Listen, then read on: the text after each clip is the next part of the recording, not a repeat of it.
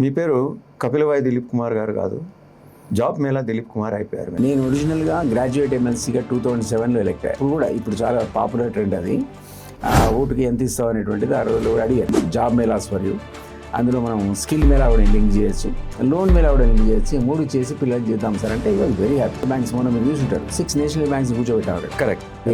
Same అది మీరు generally ఉపన్యాసాల్లో youth empowerment మీరు ఎక్కడ పోయినా చెప్తుంటారు. అసలు మీ అభిప్రాయంలో యూత్ ఎంపవర్మెంట్ అంటే ఏంటి సార్? గవర్నమెంట్ ఈ రోజు ఏం చెప్పుకుంటుందంటే కాంగ్రెస్ 50,000 మందికి ఆల్రెడీ ఉద్యోగాలు ఇచ్చామంటున్నారు. 2 లక్షలకు 1.5 ఇంకా అవకాశాలు ఉన్నాయంటున్నారు. ఆ 1.5 కూడా పెట్టుకుందాం అయిపోతాయని. చేయలేడు సార్, ఏ పని చేయలేడు, అలవాట్లేదు కదా. లేదా డ్రగ్స్కు బానిస కావటం. That fellow is becoming liability for society.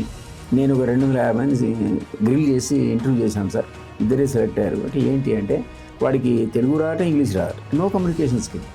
నేను ఏం చేస్తానంటే పెట్టుకున్నాడు. యాపిల్ కనుక్కున్నాడు,